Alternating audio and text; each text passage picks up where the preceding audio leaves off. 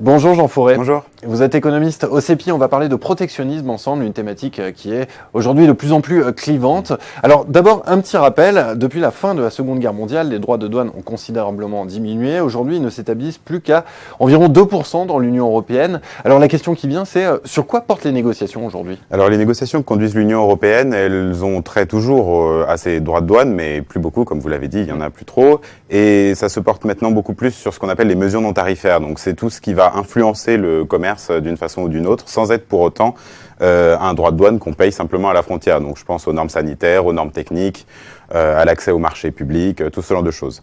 Et donc tous ces accords qui vont être négociés sur la base de ces mesures non tarifaires, on les appelle les accords de deuxième génération. Et donc c'est le cas d'accords qui sont maintenant assez bien connus de la population, le TAFTA ou TTIP et le CETA qui a été adopté au Parlement européen la semaine dernière.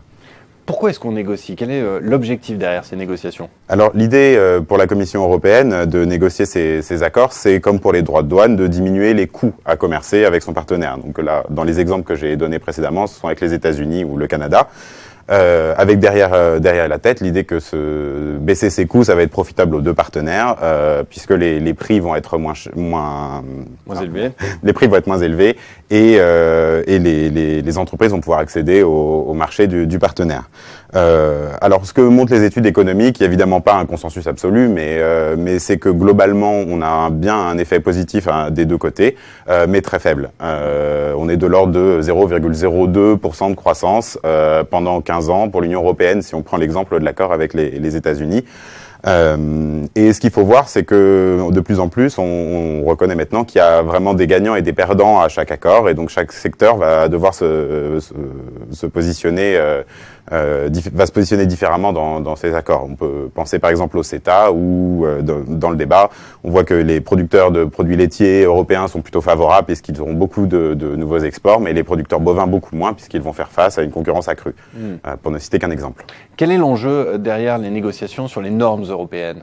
Alors l'enjeu, c'est que les normes, en fait, elles sont là pour refléter les préférences collectives. Donc jusqu'ici, d'abord on l'a fait au niveau national, puis de plus en plus au niveau européen. Donc on décide ensemble entre pays quelles sont les normes qui vont respecter nos préférences.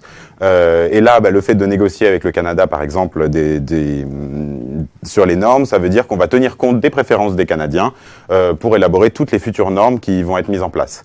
Évidemment, ces préférences collectives ne sont pas forcément les mêmes qu'en Union européenne. On l'a vu sur des sujets très clivants comme les OGM ou les hormones. Mais il y a des cas où on pourrait se retrouver.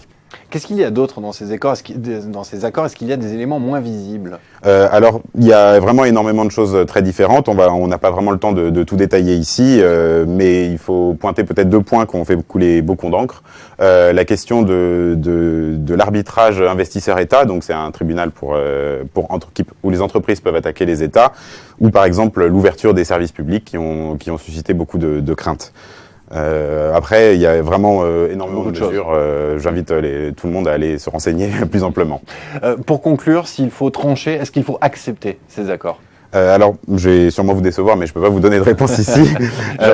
C'est vraiment pas une question à adresser aux économistes. Comme on l'a vu dans cet entretien, il y a une partie économique. Évidemment, il y a des gains qu'on peut identifier, des pertes, mais c'est avant tout une question politique de savoir est-ce qu'on veut avoir les mêmes normes que les Canadiens ou les Américains.